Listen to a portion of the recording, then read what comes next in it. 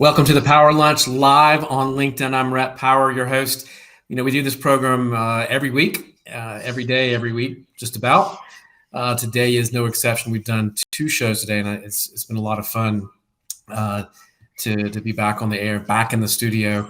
Been on the road for about a month and a half, and so it's glad to be sitting back in the chair and back in sort of my home environment.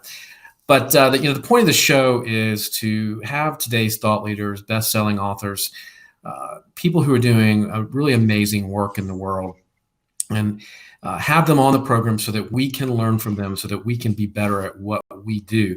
Now, this week, I'm calling it Wellness Week on the program because our guest speakers are really going to be showing us how we can eat better, sleep better, feel better, so that we can be better at what we do.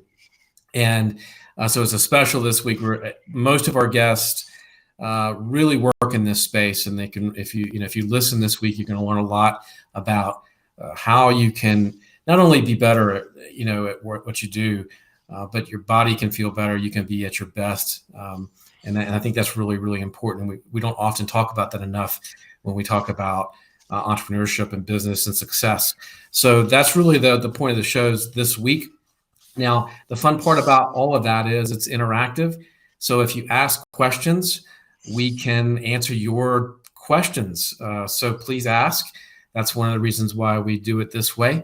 Now, the other thing is give it a like, a share if you like the program, so that your network can benefit from these conversations. Now, I want to introduce Sahara Rose. She is a best-selling author. She's a podcast host of a very, very popular podcast. She's expert in the mind and body connection. She's been called by Deepak Chopra as a leading voice in the millennial generation. Her book is Eat, Feel, Fresh. Sahara, thank you. Thank you so much for having me. It's a pleasure to be here. If I can get words out of my mouth, I will. It'll be a fun conversation. So, we met a couple of weeks ago at the Attune conference and had a great conversation. And I wanted to have you on so that we could share that conversation really with the audience. How did you discover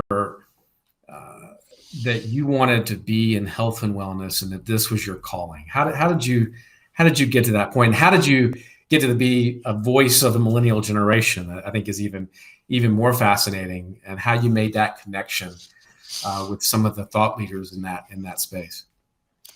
Yeah, I mean, the interesting thing is I never wanted to go into health or wellness at all. I don't think most people do. I think they end up having to heal themselves.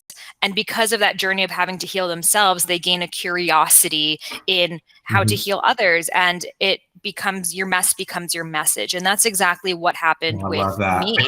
Yeah. So I was studying international human rights law, and that's what my track was until I started to suffer from different health problems. So essentially it started with digestive issues, hormonal imbalances, insomnia. I was very cold all the time. I ended up losing a lot of hair, lots of weight. I had really bad, essentially arthritis. Even though I didn't have arthritis, I was getting injured all the time.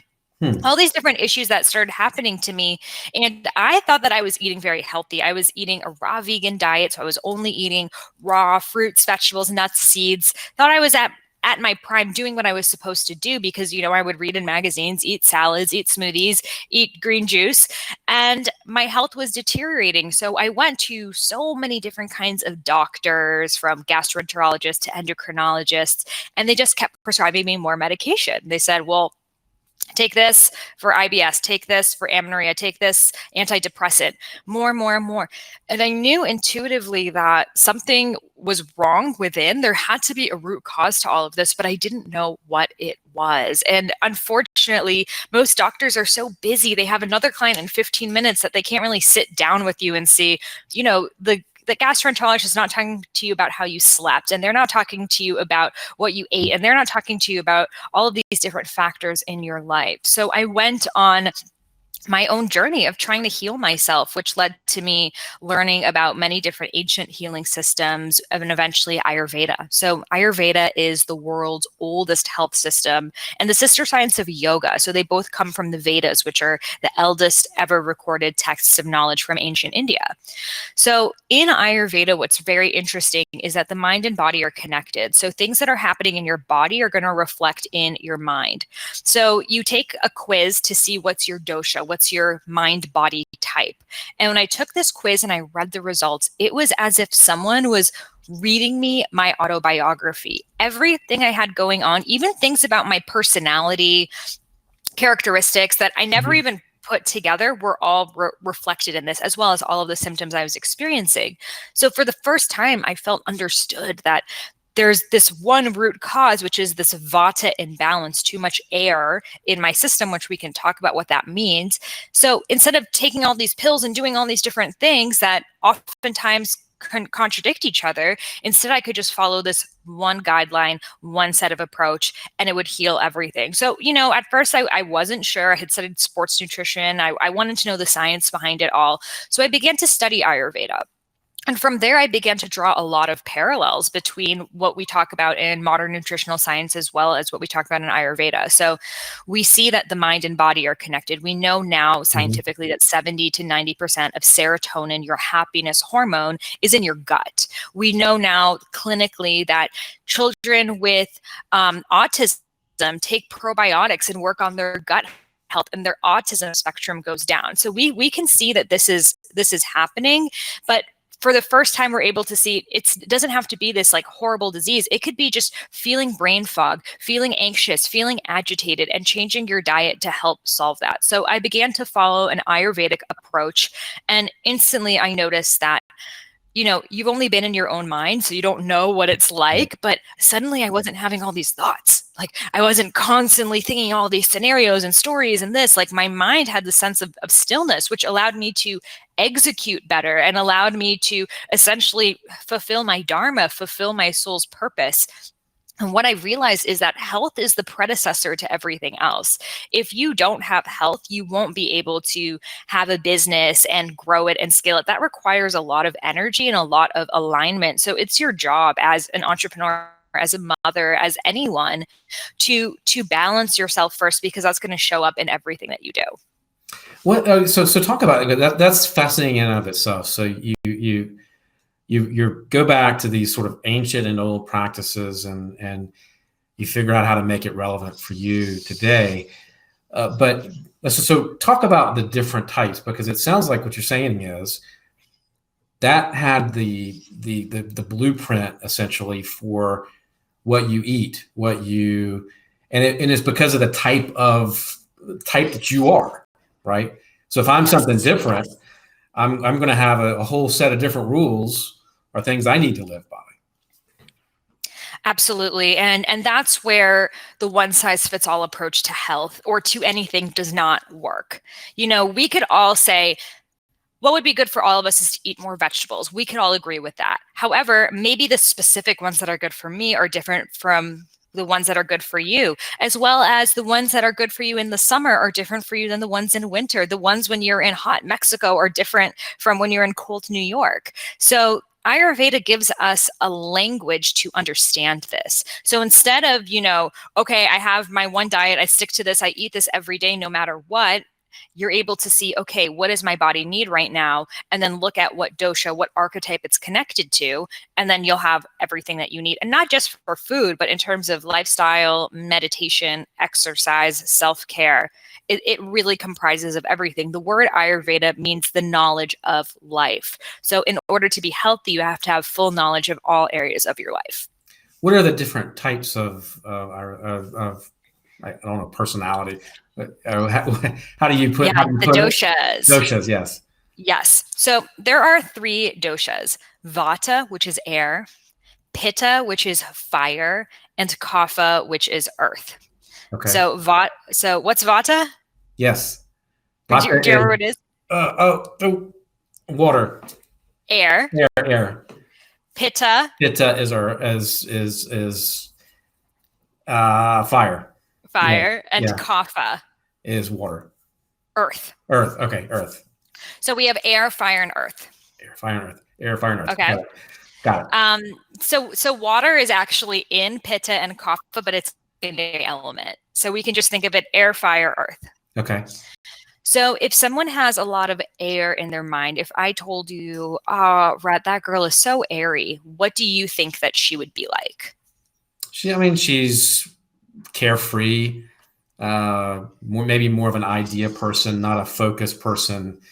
Ideas and very outgoing, and probably a people person, maybe. Mm-hmm. Yeah, she life of the party. Yeah, she has different conversations. She's creative. She doesn't have a set schedule. She's kind of like, I'll see what comes my way. Yeah, like the air. So if I told you, I feel like I have a lot of air in my stomach, what do you think that would mean? Kind of bloated. Mm-hmm. Yeah. So bloating, gas, it's literally air moving through. And the qualities of air, it's cold and it's dry. So that would be constipation. That would be feeling cold, having dry skin, dry hair. Yeah. So anything that's, even when we're cracking, our joints are cracking, that's air moving through them. Okay. So anything related to air is under this category of Vata. So personality-wise, people who are born very Vata are creative. They think outside the box. They're eccentric. They're seeing things from this higher vision. I think of the bird's eye perspective. So we can think of Steve Jobs.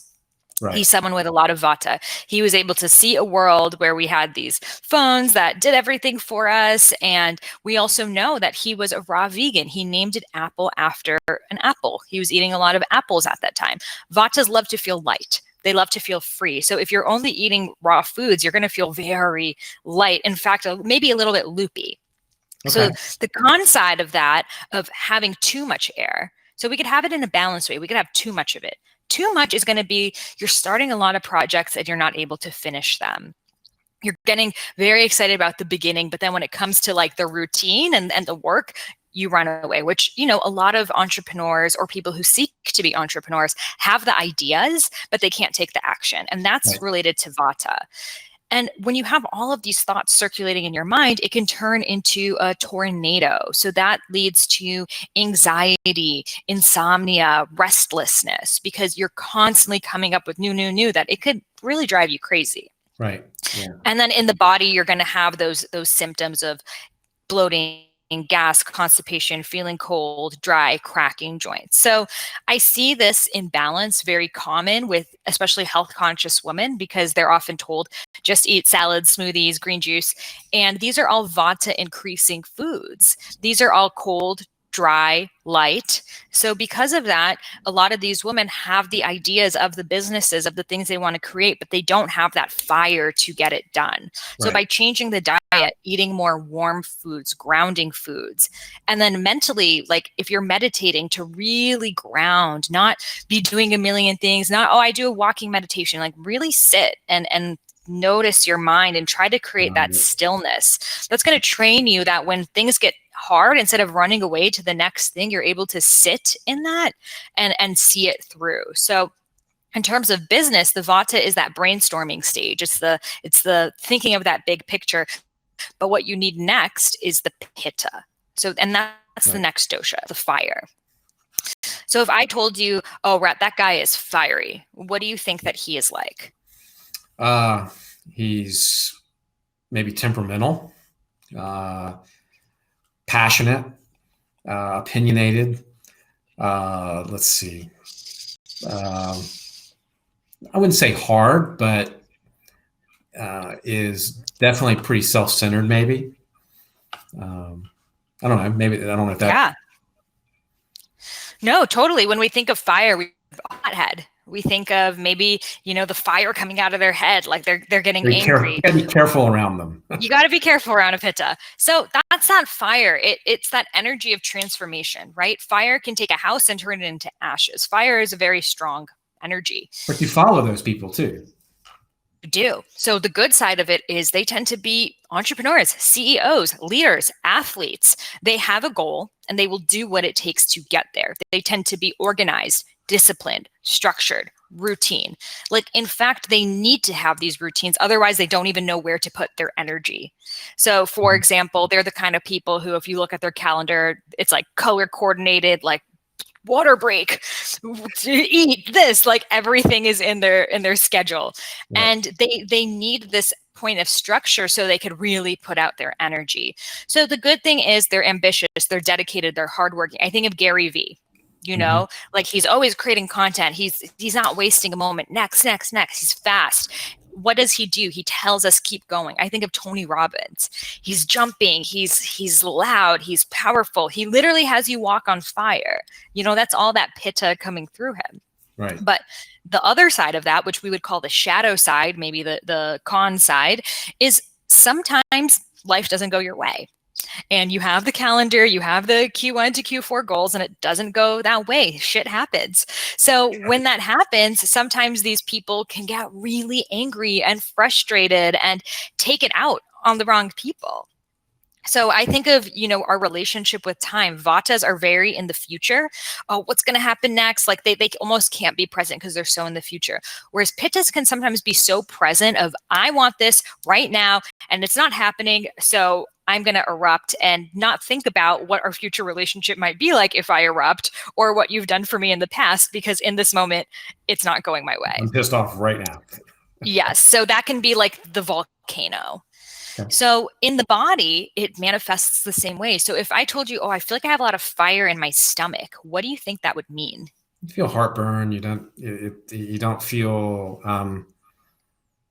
it maybe affects your head, your headache, maybe you're warm, yeah. Exactly. Heartburn. Yeah. Mm-hmm. Your heart is burning. Yeah. You feel hot. You even might feel rashes, inflammation, hives. Right. So our digestion is like a fire. Our digestion transforms food, turns it into energy, eliminates the waste.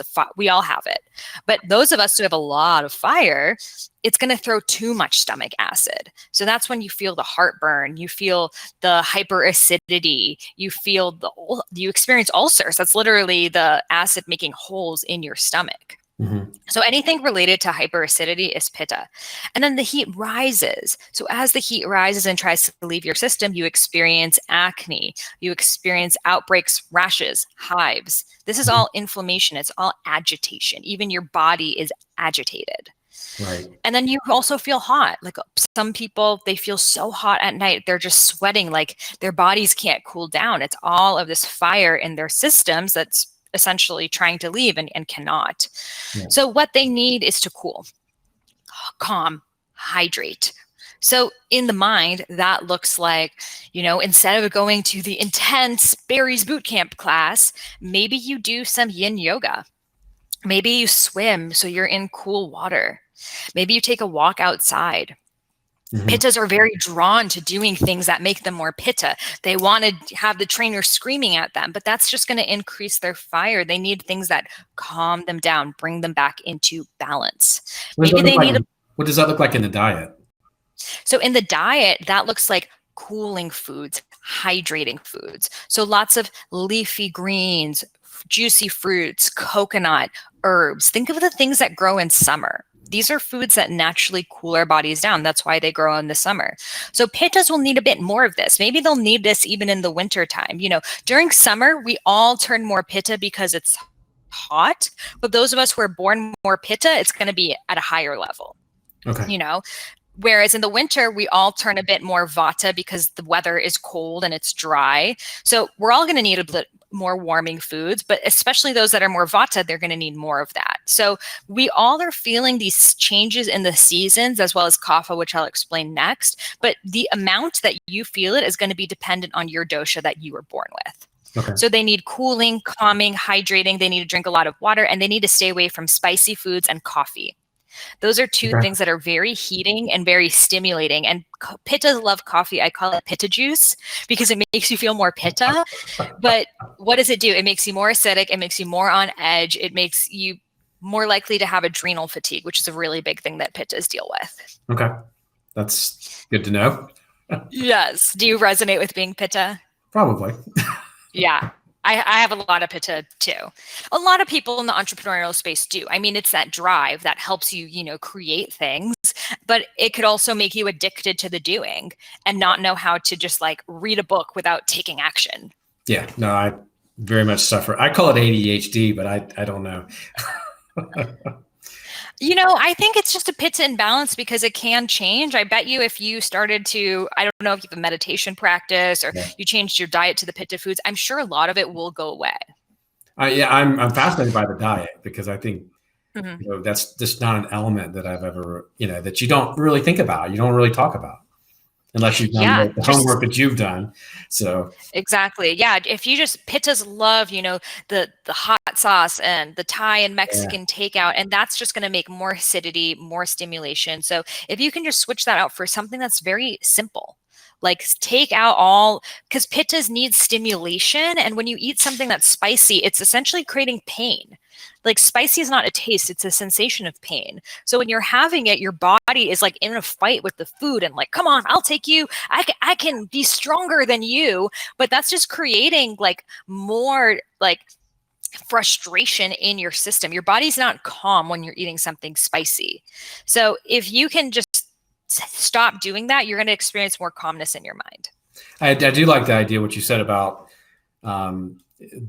quieter activities. I think I used to like that hardcore physical, I do like the quieter yoga. I do like the sort of calming stuff more now than I used to. And you're absolutely right. It does make a huge difference. Absolutely, yes. So then the last dosha is kapha, and that is earth energy. So if I told you, Rhett, that girl is so earthy, what do you imagine? Well, I'll go back to my Grateful Dead following days, and I would say, let's see. An earth mama, think of that. Yeah, kind of flowing long hair, vegetarian, flowing, I don't know. I'm gonna get myself in trouble if I. I know, right?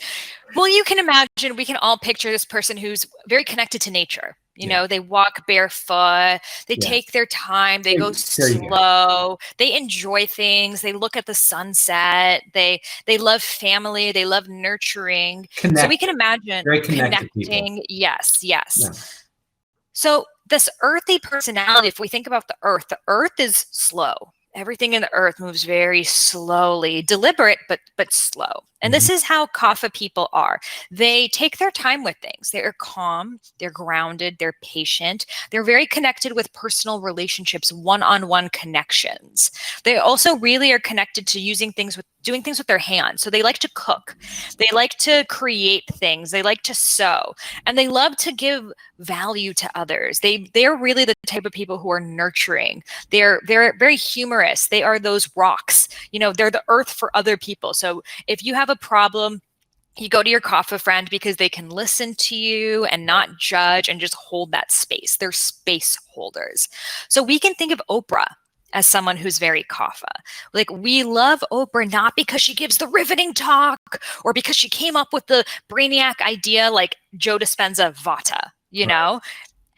But we love Oprah because she's able to sit and hold space. And she's able to pause, which is the hardest thing, especially for pitta people to do. She's present. You know what? She's present. When you she's talk. Present, and she's not trying to fix your problems. She's just here to listen to you. And in that listening to you, you come up with the solution yourself, which is a gift. And it's an art because our society is so afraid of the pause. Like, if I spoke like this, you would go crazy. It would make me jump out of my skin. Yes, it would. Right. Because we're like, okay, more value, more action. I have to keep you engaged by going super fast and da-da-da. Whereas actually, when you pause, you bring the attention in.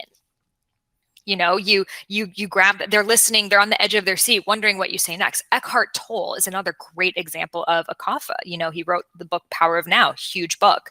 Why do we love him? Because he's so present. He's so in the moment. He's not afraid of the pause because he knows that there's nowhere to go. So this is very rare, especially in our society, because we've so trained ourselves to move faster. But some of us are naturally born with more of this grounding energy. I think of Robin Williams as well. So Robin Williams was making the world laugh. He was friendly, humorous. Everyone loved him. But what happened? He wasn't able to speak what was going on within. And this is what happens with kaphas. They feel like they have to be the rock for everyone else, that they can't speak what's going on. So even though they're the most grounded, humorous, loyal, patient, they're the most likely to suffer from depression. Because when a vata has something going on, they get anxious and they get really in their heads. Pittas get angry, whereas kaphas hold it in. And that leads to heaviness, lethargy, feeling like you have no energy, you can't get out of bed. And that leads to emotional eating because you're giving so much energy out to others that you need to take it back in. So you begin eating, especially the comfort foods, because those make you feel more kapha, more grounded, more sweet.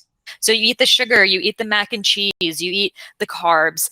A lot of mothers experience kapha imbalance because when you have a child, your body hormonally becomes more kapha because you're literally the earth for another being.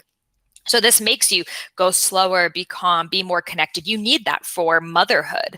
But what happens is a lot, because of our society, women are conditioned to stay in that role for like the next 20 years, that then when their children leave for college, they don't know who they are. They've given their entire identities to someone else, and it can be very hard for them to take action from this point. So in the body, it feels like weight gain. It feels like heaviness. It feels like a sluggish metabolism. Like you eat something and you're just so stuffed, you want to take a nap.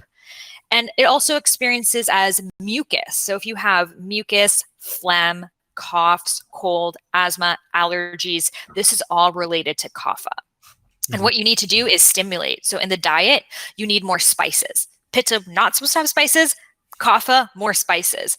And that doesn't mean hot sauce and sriracha. I'm talking about natural spices, cumin, ginger, coriander, fennel seeds. These all stimulate the metabolism. And when you stimulate the metabolism, you begin moving faster. And eating a lot of bitter food. So bitter is the opposite of sweet. Okay. So not too many sweet potatoes and grains and avocado. That's going to be too heavy, even though those are healthy foods, but more like Brussels sprouts and asparagus and things that have that bitter green taste, because those are astringent and that helps your body detoxify. So we can look at these doshas as, you know, even seasons of our lives. I think all of us have felt at a certain point of our lives more kapha, more pitta, more vata, but how you were born, and I have a quiz on my website that you can take, kind of how you were as a child, what your natural thing that you go back to, that's the dosha that you were born with, but you may be experiencing imbalances in a different dosha today. For example, maybe you went through a breakup and that led to emotional eating, and then that led to you gaining weight, and that led to you becoming more kapha, but you were never kapha before. Maybe you were very active. You're just suffering a kapha imbalance. So what we're always treating in Ayurveda is the dosha that is out of balance today. Whatever the issue is today, that's going to be how you eat. And then naturally, when you bring that back into balance, you will arise as the dosha that you were born as. And I guess from what you're talking about is you learn where you are at that moment, right? Yes. You can tell by what your body is doing what you need. I mean, yes. that seems like that's where it all kind of comes down to. Exactly. And you talk about the test. So the test helps you to establish where you are or what you're. Yes. So it's a quick quiz that you could take that will tell you the percentage of each dosha in your mind and in your body. And I email you like a free 3-day mini course. There's videos for the mind, for the body, because sometimes people's dosha in their mind is a bit different than their body because of imbalances. So someone might feel like, I'm gaining a lot of weight, but I don't feel like heavy or the kapha personality. In fact, I feel really fiery, but I'm gaining weight. Well, there's an imbalance happening. So you're going to treat whatever's happening in your body with the diet, whatever's happening in your mind with the lifestyle meditative practices. So that quiz is on my website, iamsahararose.com. You'll see it right on top. So take that quiz. You could also take it once how you are now, once how you were as a child. Because as a child, you were naturally who you are. If you were that creative kid always drawing and imagining things, that's vata. If you were that like athletic kid always running around, getting messy, that's pitta. If you were that kid that wanted to play house and like take care of the dolls, that's kapha. So going back to how you naturally were, giving yourself permission to be the person that you were born to be. I like that. I like that a lot. You and I had a conversation in Georgia about how you got here. And I, one of the other aspects of that was, and I think it's an important message for people. And you talked about how you told me about how you wouldn't have written a book, you wouldn't have sort of been a speaker. I mean, it led to a whole life-changing moment for you. And that, can you talk about that? And I think, we were talking about how you met one of your idols. You want to talk about that story a little bit? Sure. Yeah. So, growing up, I was overweight, and then I discovered yoga, and I became very, in love with learning about yoga and the Vedas and spiritual wisdom. But, again, I thought that this was something I would do on the side as a hobby. And it wasn't until I suffered from my health problems that I dove into Ayurveda. But at the same time, I had no idea how to create a career out of this. I mean, I think most of us grew up like, okay, what career do you want? Doctor, lawyer, psychologist. Right. So as I was going through these health problems and naturally wanting to share, I was also going through this kind of identity crisis of, well, who am I? Because my entire life, I've thought I was going to become this, international human rights lawyer. And now I'm going through these health problems and my interests are shifting. And I don't know what that's going to lead to. So I began on this journey of understanding my dharma, my soul's purpose. So I started to, as I was learning about Ayurveda, realize that these doshas tell us so much more than just our physical body, our mental characteristics, but they really inform us of our soul's purpose, of why we are here. And I began to realize that my vata, I have a lot of vata and a lot of pitta, and relatable was my soul's purpose. That I believe that my health problems happened to me as a gift, as a unique training that I had to go through. So I would be able to understand how to heal myself, to be able to understand how to heal others. So I decided I was going to write a book about it, never met an author, didn't know anything about the publishing process, but I just began writing. And it led to so many issues in my family because they're like, what are you doing? You're writing this book. You don't have a book deal. Like, you're crazy. And Right. there were so many voices in my head that said, you know what? They're right. Who do I think I am? But then there was a deeper voice within that said, just keep going. And the interesting part is took me 2 years to write my first book. I finally wrote it, I found a literary agent, and I got rejected by 30 different publishers who reaffirmed to me those voices in my head that said, no one cares. No one knows what Ayurveda is. You're not experienced enough. You're not old enough. You're not this enough. You're not that enough. And most people at that point would stop. They would say, you know what? It's not going to work out. My parents were right. Society was right. I better go back to studying to become a real estate agent because that makes sense. But I knew that failure is just feedback. Like, they're just giving me feedback because they don't see the world that I do, and they don't see that this book is what's going to make Ayurveda more accessible for people. So I stood on my path of knowing that this was going to happen. And I ended up going to this yoga and science conference that a friend invited me to. I didn't really know who the speakers were. And lo and behold, Deepak Chopra walks on stage for 2 seconds and says, hello, everyone, and walks off. And I had always looked up to him, never seen him in my life. And I knew that probably this is the only chance in my life that I'm going to see this man in person. So I might as well walk up to him right now. So as the crowd of 1,000 people are leaving, I'm going down, walk onto stage next to him as he's having a conversation with someone. And he looks over at me. I'm like, hey, Dr. Chopra, I wrote this book, Idiot's Guide to Ayurveda. You were a huge inspiration. I would love to share this book with you because this is going to help bring Ayurveda to the world. And I would love to, have you see it. And I thought at that point, that's it. That's my conversation with him, and that's it. So he gave me his email. I sent him the PDF of the book, and he ended up calling me a couple of days later wanting to meet. And from that meeting, he ended up writing the foreword of my book, writing the foreword of my next book. We've done a 31-day challenge together. I've done a course on his program before. We're creating an Ayurveda certification course, all because I had the courage to walk up to him. Well, and also, I'd argue with you on that because I think you had the courage to stick to your path. Yes. Right. So I think that's where that courage, you always had that courage. Exactly. I think that One, I had the courage to walk up to him in that moment. But if I said, I have an idea for a book, he'd be like, join the club. But the fact that at this point I had gotten a book deal with Penguin to write the official Idiot's Guide to Ayurveda, wrote it, it was about to be in print, did this all on my own. So I had something to show him, like, this book is here and this book is going to change lives, and I'd love to have you see it. So I think that this is so important because we wait for permission. We wait till we're chosen. We wait until someone gives us that slip of like, okay, you can start doing what you want to do. But even in that face of confrontation, that just made me stronger and made me see, wow, this work really is needed, that publishers still don't even know what Ayurveda is.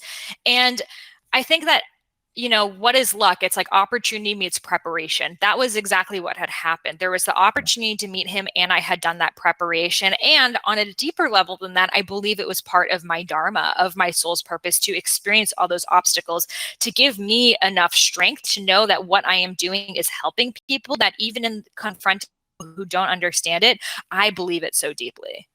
And that must have been incredibly, just an incredible phone call to get and say, hey, I want to meet, because what you have just written is blows me away, and I want to meet you. I want to talk to you more. Yeah, it was mind blowing, and also, going through it all made sense. It all felt like it was in flow. It all felt like, when you're going through something that's so amazing and you're just like, yes, it's here. And I truly believe that we all were destined for these incredible things, but we have free will. You might not necessarily step up to it. Right. So when we say in the Vedas that we all have a dharma, and when you're living in alignment with your dharma, you experience kriya, you experience flow, meeting the right people at the right time, having the right conversations, that one thing leads to the next. And it's like, before you wait, you're 50 steps ahead in a way that you could have never done just from sheer force. So this is how life was supposed to be lived. We were always supposed to be living in the state of flow. However, most of us steer off path. We're not living in alignment with that dharma. We're saying, oh, well, this is going to make me money, or my parents think I should do this, or this is what society is telling me to do, etc. So we begin to steer off path, and we're not moving towards dharma. We're moving in what is called karma. We all know this word karma, but karma means bounded action by the universe. So at first you experience, things feel a little bit off. The universe is tapping you, giving you that anxiety, giving you that stress. And most of us, we perpetually live in that state. We just think, oh, life's tough, get a helmet. We keep going. And as we continue to move off that path, further away from our dharma, the karma, the signs get louder. So the universe is now punching us. It is shaking us. Eventually, we might experience an accident. We might experience something so grave that we have two choices: either to completely shift our lives or to essentially live in agony. And it takes many people to get to that point to make a shift. It took a health problem for me. For Eckhart Tolle, it took him getting into a suicidal state. Many people had to essentially experience that accident to turn around, and many people experience it and then they just think this is how my life is supposed to be lived, because we have this agreed upon understanding that life is supposed to feel really hard when it's not. There are challenges, but those challenges should feel exhilarating to you because they're taking you closer to your soul's purpose. So in that moment, I had shifted that pendulum from going into karma, life's tough, into kriya. That one thing led to a next, that it felt like, is life supposed to be lived that way? I've been living my life under a rock until this point. And from then, when you experience that, even if it's for a moment, it propels you to keep making those decisions in alignment with your truth. How did we talk about finding truth, and I was having a conversation with somebody yesterday about working towards your purpose, not your passion. Because I think you ought to be working towards your purpose, which is the same thing you're saying. Mm-hmm.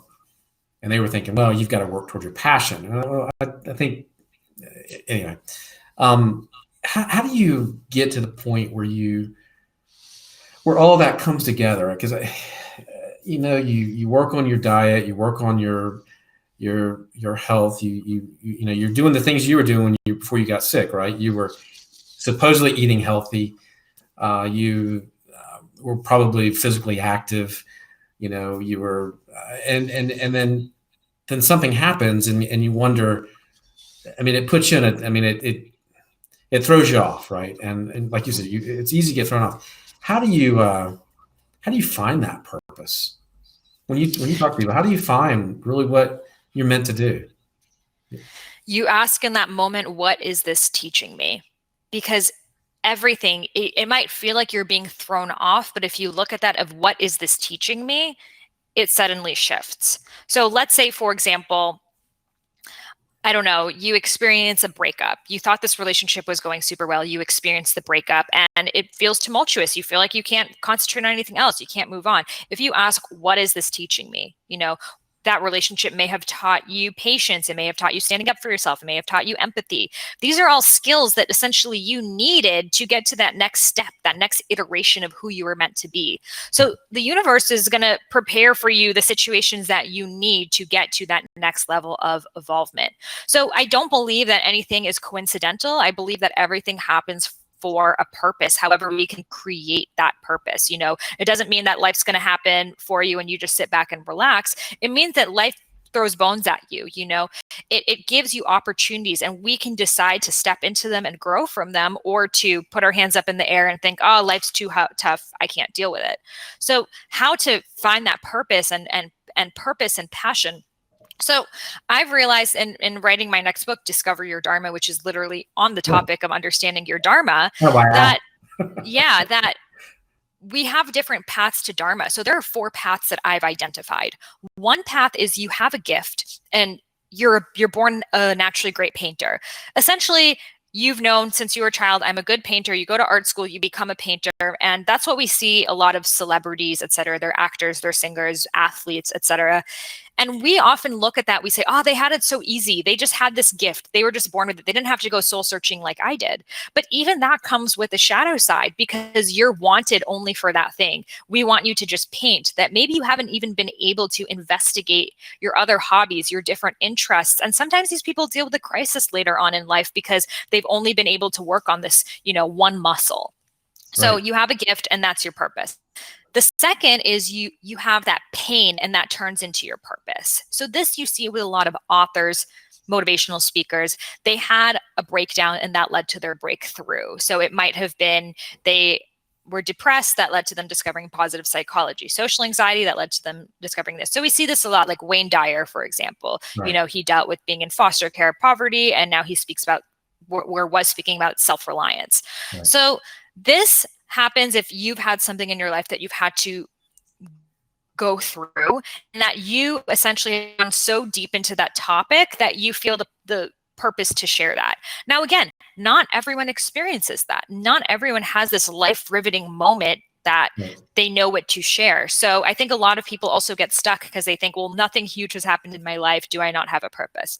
So the third one is you are answering a question to other people's problems. So for example, let's say that, your friends all have, health issues. And though you never had them, you want to help them with it. So you begin doing research, giving them advice, sending them recipes, whatever it is. So even though you never went through it, you just love being of service in this way. So even a lot of doctors, health authors, they never dealt with it themselves. They wanted to help others doing it. Right. And then the fourth is the accidental Dharma. So this is like when the Dharma finds you. So for example, a friend of mine, her uncle was an engineer, worked an engineer his whole life. In his mid-50s, the HR department said you have to do an extracurricular activity, which he did not want to do. So he's like, oh, I don't know. Okay, pottery. He just signed up for a random one. He got on that wheel and he was like, what is this?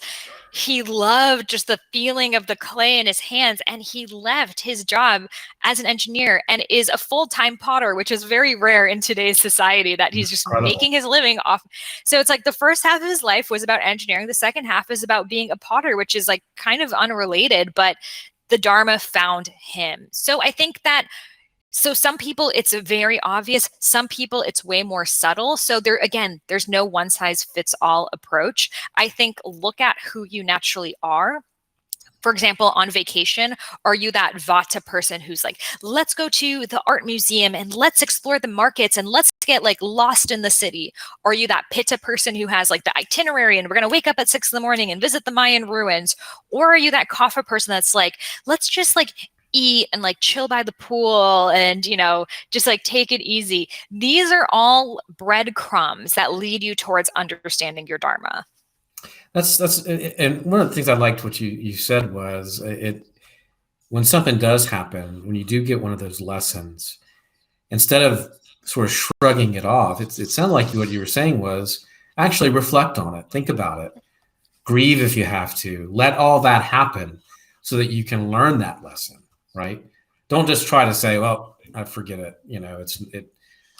Try to put it out of your mind.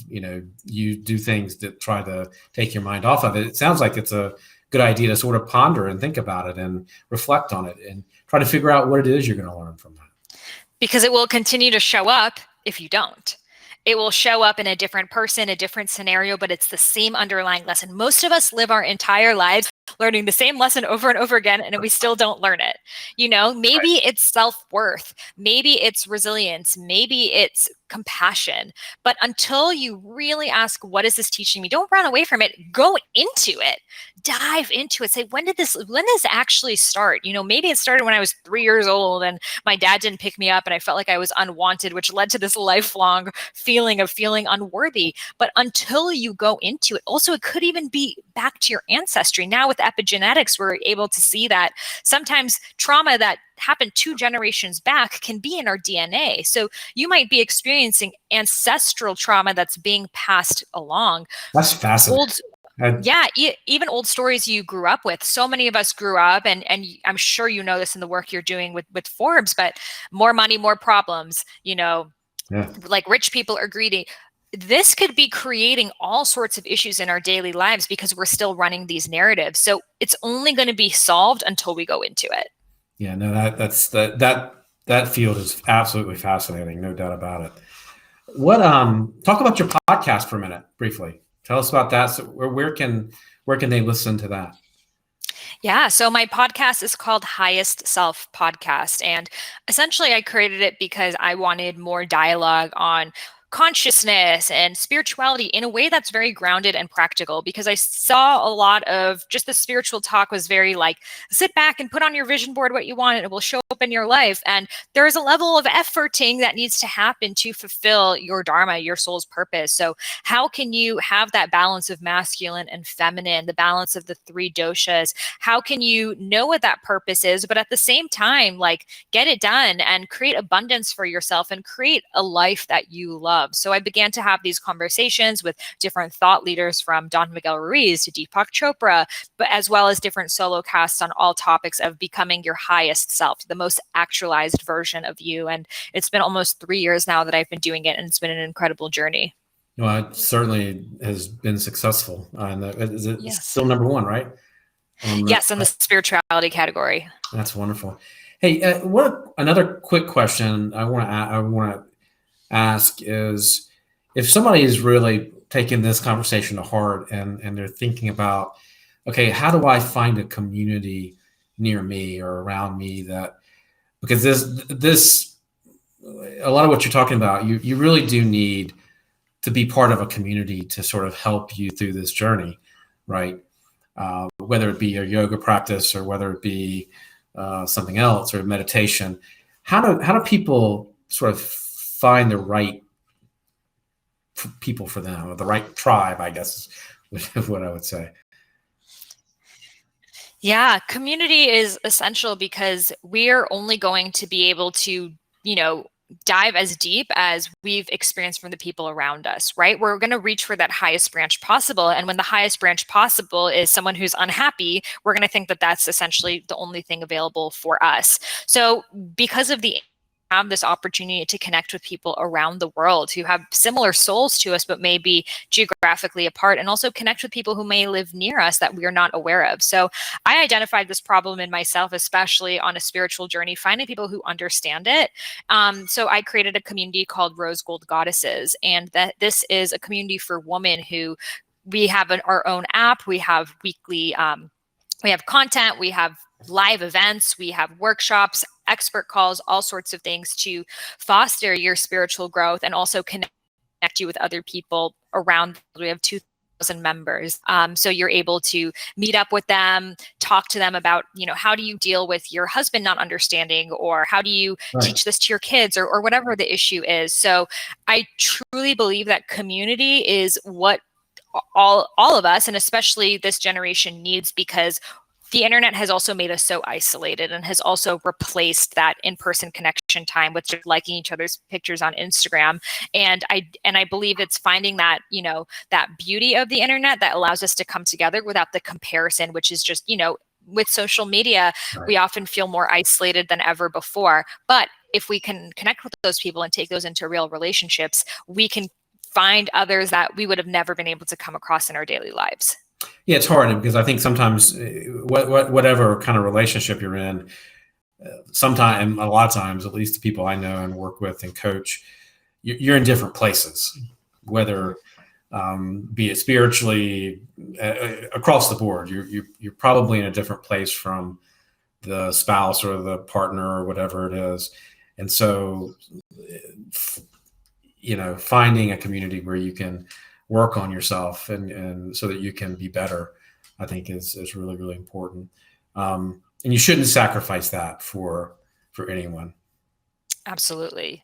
It's going to make you show up as a better, even, I think it's impossible for us to always be on that same spiritual growth level as others around us, because it's a constant cycle, and someone's spiritual journey might just look different from yours. Some people are very into just meditation, and for other people it's more in dancing, and for others. So there's no one way to be spiritual or to be conscious. It just comes down into understanding how you best experience that oneness that lives inside of you. And then to be able to converse with people, it gives you permission to go further into being your most authentic self. Yeah, being your best self. Absolutely. Yes.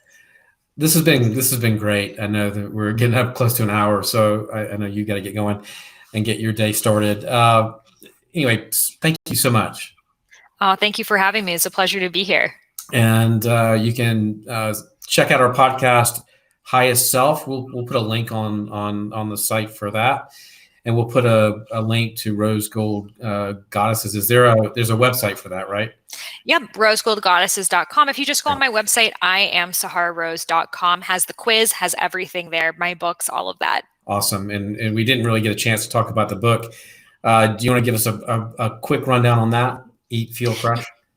Yeah, so I have Eat, Feel, Fresh, which is all about Ayurveda in terms of food, nutrition, recipes, all of that, as well as Idiot's Guide to Ayurveda, which is everything you need to know about Ayurveda, from daily practices, self-care, chakras, all of that. So they're both really good companions, one for overall understanding of Ayurveda and how to integrate it in your life in a way that's easy and not going to take 3 hours every morning. And then also how to eat foods that can help work with your unique body type. I've seen the recipes. They look delicious. Oh yeah, they're great. And it just goes to show that you can eat Ayurvedically, you can eat for your dosha, and it doesn't have to just be Ayurvedic Indian food. It could be Mexican food, French food, Thai food. It's just understanding the ingredients that work for your body. Yeah, no, I thought that was really interesting. And when is your new book coming out? So Discover Your Dharma is going to come out next year. I'll definitely send you the copy when it comes out. Excellent. I appreciate that. I like books. Well, thank you. And guys, thank you for spending some time with us this afternoon. This is Wellness Week on Power Lunch Live. Now, you can check out the schedule at powerlunch.live for our upcoming schedule. Tomorrow is going to be a lot of fun. I've got Liz Gilbert from Eat, Pray, Love. She has a new book. We're going to talk about that. We're going to talk about relationships. We're going to talk about loss. We're going to talk about love. It's a really fascinating conversation. So tune in for that at 12 o'clock noon Eastern Standard Time. And again, thank you for joining us on Power Lunch Live. Give this program a like or share so your network can benefit. And I want to thank Dr. Betty for joining us, and Mia Paris Wade. Thanks for tuning in and chiming in. And Sahara, thank you so much. Thank you for having me. It's a pleasure to be here.